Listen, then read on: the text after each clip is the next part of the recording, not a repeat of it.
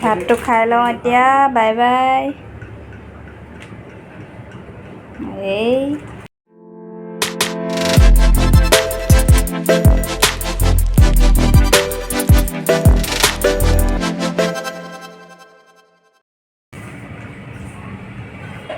Hello' guys, কি খবৰ? সকলোৰে ভালনে?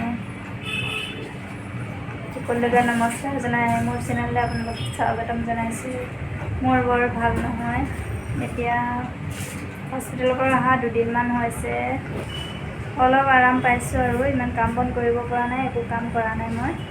মানুহজনে চব কৰি মেলি দিছে আৰু খাইছোঁ শুইছোঁ। এই মানুহজন ডিউটিৰ পৰা আহিলে। এই ফ্ৰিজটো অলপ লেতেৰা হৈ চাফ কৰিছে আৰু চব্জিবিলাক ইয়াতে ভৰা কৰি দিয়ে। গাইজ, আজি বজাৰ কৰিলোঁ। কিমানবোৰ বজাৰ কৰিলোঁ দেখিছে নহয়।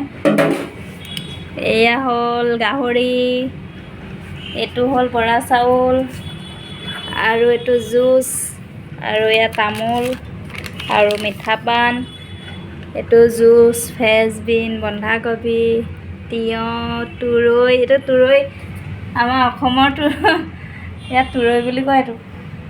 নৰসিংহ, কলডিল, ডালিম, বেঙেনা, ফুলকবি, ৰঙালাও আৰু গোমধান, দাংবডি আৰু ধনিয়া, তিতা কেৰেলা, এইটো হ'ল গাজ টেঙা পেটি। এইকেইটা গাজ টেঙা পেটি, কাৰোবাক লাগিলে গাজ টেঙা ক'ব। কিমানখিনি বজাৰ কৰিলোঁ।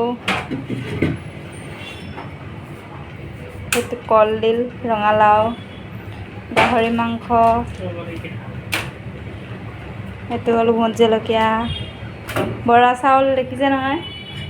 এইটো বৰা চাউলৰ পেটি ইয়াত পায়, বেছি দাম হয়। এইখিনি বজাৰ কৰিলোঁ। সেইটো ভাতটো বাঢ়িছে, সেইটো গাহৰি, বন্ধাকবি, আলু।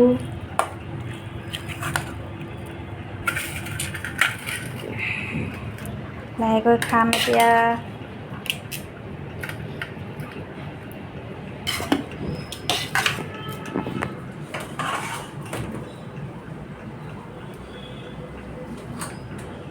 বেগটোত পানী বটল এটা সোমাই আছে চাগে।